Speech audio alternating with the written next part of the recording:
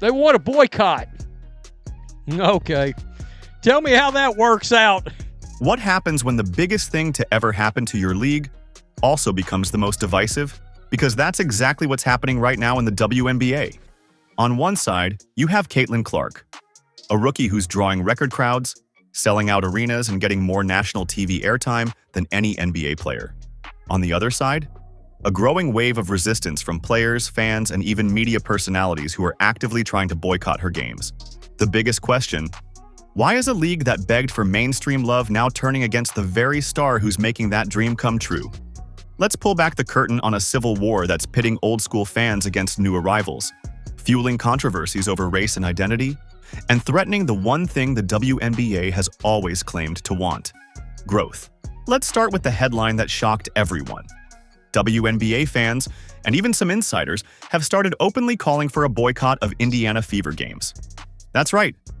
Boycott the team bringing in the most viewers in league history. But you want to boycott the one player, looking right at you, Angel Reese and Asia Wilson, one player that has caused the revenue to go way up in the monetary values. That's what you want to do. You think you're helping these women? And no, this isn't just some fringe online movement. Voices inside the WNBA media ecosystem are encouraging fans to skip games, avoid watching broadcasts, or even stream games illegally, all to drive down Caitlin Clark's viewership numbers. Why? Because Clark is getting too much attention. Specifically, 41 of her team's games are being nationally televised, more than any other player in the league, more than any NBA player too. LeBron, Luka, Steph, all of them are getting less TV time than a WNBA rookie, and apparently, that's a problem. See, here's the part no one wants to say out loud. This backlash isn't really about TV schedules. It's about control. The WNBA has always had a small but passionate base of fans who've supported the league through thick and thin. For years, they were the only ones watching. And now, millions of new fans have flooded in, most of them drawn by Caitlin Clark's college career, her highlight reels, and her underdog story. And that's made the old guard uncomfortable. They don't just feel ignored, they feel replaced. What we're seeing is a textbook case of gatekeeping. A niche fan base is suddenly watching their tight-knit community go mainstream, and instead of celebrating it, they're rejecting it, actively trying to push it away.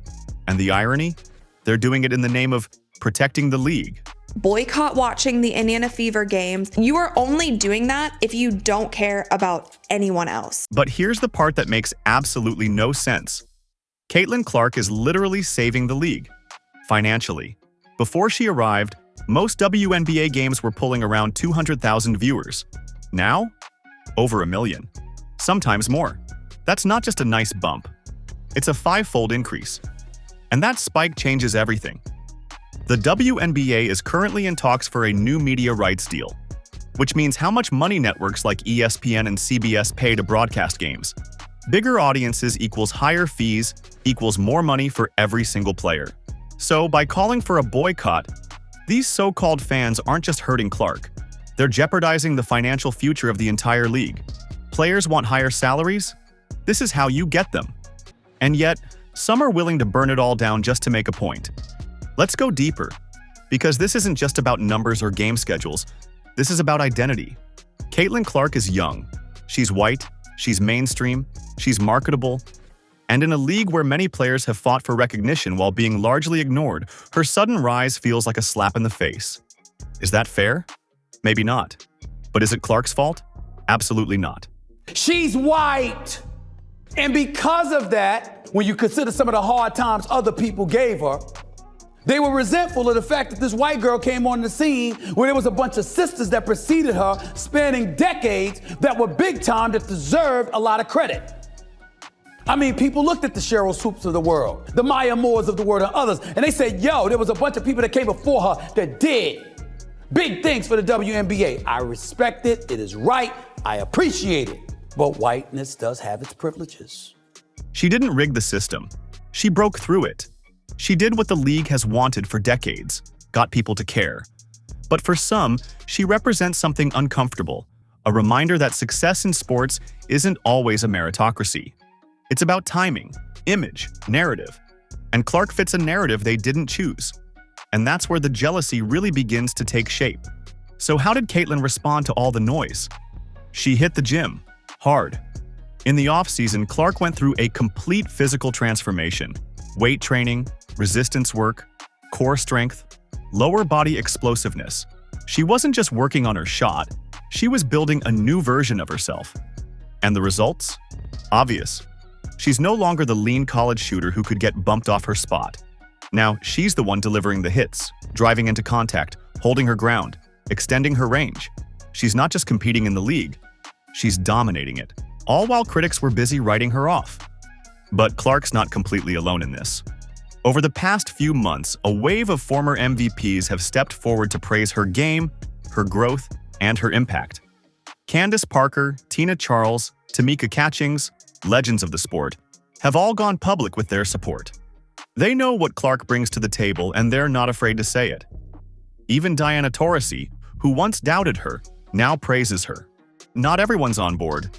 Reigning MVP A'ja Wilson? Still lukewarm. Her interviews come off more passive-aggressive than celebratory. And her fans are even more vocal. Some flat out refusing to acknowledge Clark's influence. Why? Because this isn't just about basketball anymore. And now, we reach the strangest part of all. The WNBA itself doesn't seem to know what to do with Caitlyn Clark. When she was named Time Magazine's Athlete of the Year, the league didn't post about it, didn't congratulate her, didn't even acknowledge it. Meanwhile, Angel Reese, another rookie, landed the cover of Vogue, and the media threw a celebration. For all the people who spent yesterday talking about these people aren't jealous of Caitlyn Clark, you don't know what you're talking about. That is the definition of jealousy. When you say, I deserve credit for this too, it's not just one person. Yeah, I get it. I deserve credit for this too. We deserve credit. You want to throw the we in? We deserve credit for this too. It's not just one person. That's jealousy. Let's be clear, both are impressive. But if we're talking impact, it's not even close. Clark is putting butts in seats, breaking viewership records, earning global attention, and yet she's treated like an inconvenience rather than a superstar. It's almost like the league is afraid of her success, or maybe afraid of who benefits from it. But not everyone is stuck in the past. Enter Juju Watkins, just 19 years old, and already showing more maturity than most of the league's veterans. When asked about Clark's impact, she didn't dodge. She didn't downplay. She said what needed to be said. It's great for the sport. The fact that people are watching is enough. That's it. That's the truth.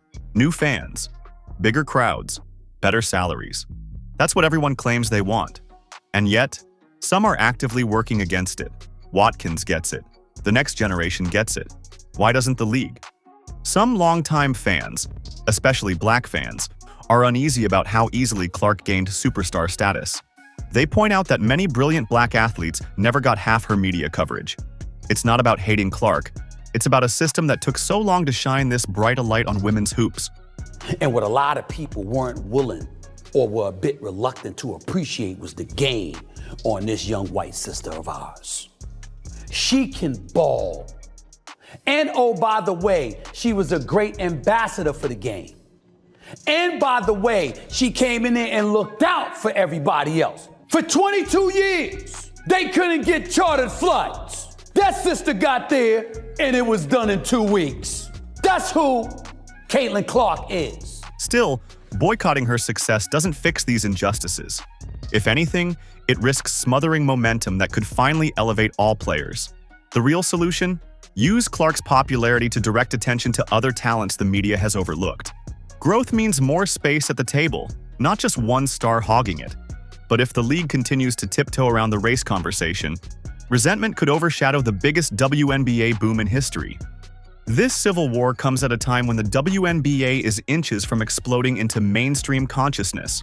With bigger viewership and better TV deals in sight, the league could finally close the gap between itself and other major sports. But only if it stops treating its biggest draw like a liability. Imagine marquee matchups: Clark versus A'ja Wilson, Clark versus Breanna Stewart, marketed as must-see events. That's the recipe for unstoppable hype. Instead, half-hearted promotion and internal squabbles risk driving fans away. The league is either on the cusp of a golden era or a massive letdown, depending on whether it seizes this moment or squanders it. Clark's rise is part of a bigger shift. Star personalities can now attract massive followings overnight via social media. Look at Steph Curry's impact on the NBA. His style and persona inspired a generation of fans. Clark could do the same for women's hoops, bringing in casual viewers who've never watched a WNBA game before. But leagues can't micromanage hype. They have to let it grow organically, fueling rivalries and celebrating standouts. The WNBA has spent years wanting a superstar to break through. Now that it has one, it seems paralyzed by fear of change. Embracing cultural shifts is how sports evolve. Resist, and the moment slips away.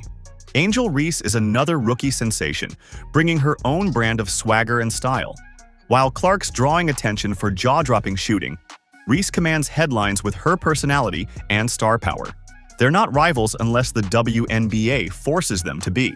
In fact, marketing both together could amplify the league's future. Two breakout players at once isn't a problem, it's a gift.